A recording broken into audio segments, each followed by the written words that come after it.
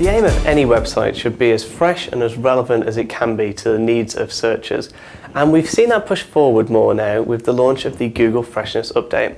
What this means is that 35% of searches are going to have fresh results appear higher than older results. How can you capitalise this as a business, especially if you have the kind of website that doesn't have any news or information that's updated regularly? Well, in this video I've got 6 different ideas that you can use, from really interesting content creation ideas to more simple solutions with your existing products. So let's get to it. The first one is to have a blog on any website. Now, this was very true before the Freshness update, and it's even more important now. It doesn't matter how boring your industry is or whether you think no one will be interested in what you do. Every industry has things they can talk about on a blog. You launch products, you have industry events that happen, you sponsor things, you hire new people. Things happen in your industry that you can talk about and that people care about. So have a look at what's being spoken about in your industry and write about it on a blog. You don't have to do it every day, but just having some content on there, which includes your keywords in any of the blog titles, is a good way to give you something a little bit extra to appear in the fresh search results. Next, you should have user-generated content on your site. If you've got product pages, chances are you're going to hit go, maybe change the price every now and then, and leave it at that.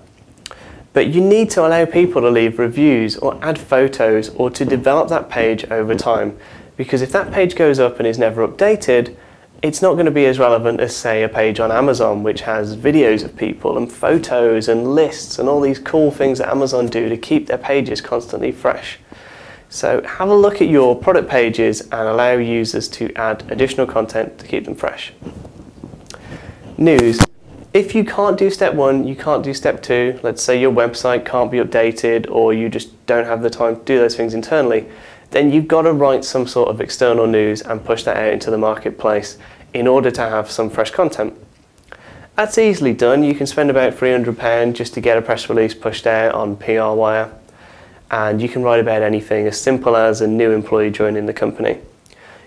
Your aim really is just to have something about your company every month that is new and fresh and interesting. So when people search for your brand, there'll be some news on there. Media. The most viewed video we ever did was one on the launch of Google+. And it went really well because we filmed the video as soon as we heard about the Google+ announcement. That was freshness at work. If we'd filmed the video a week later, it wouldn't have been anywhere near as successful.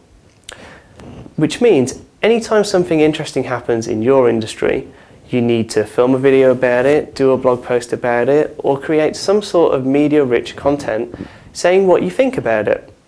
And there are things that happen all the time in every industry that just get swept under the rug. Maybe there's new taxation on that industry, maybe there's new regulators coming in, maybe there's something that you feel strongly about that you want to say, actually guys, we want to be the people in this industry to fight against this trend. Well, the best way to do it is by having media on there.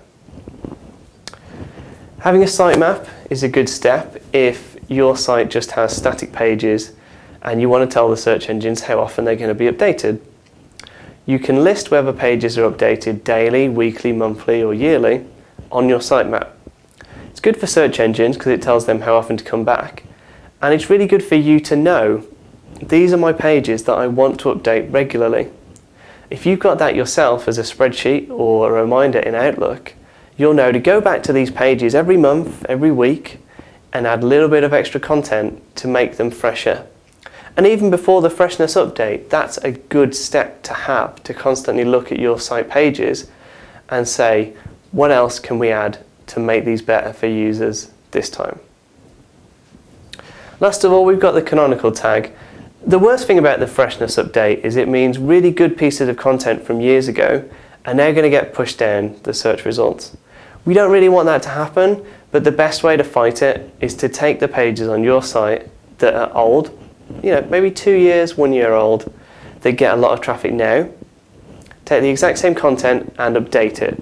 So read through it again, make it fresh, make it relevant, and add that on your site, and then put a canonical tag on the old piece of content that tells search engines, actually, we've updated this content over here now, this is the one you should index. Now that can be manipulated by taking any old piece of content and just sticking 2012 on the end of it, but the search engines will know that it hasn't really changed.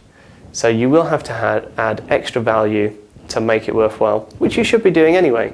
It's better for readers, it's better for search engines.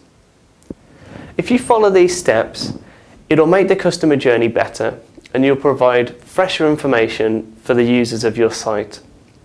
It will help search engines to better index your content and make it more relevant in fresh searches. I hope you found this video useful, and for more information like this, visit koozai.com or any of the social profiles below. And be sure to let us know how you get on with these ideas. Thank you.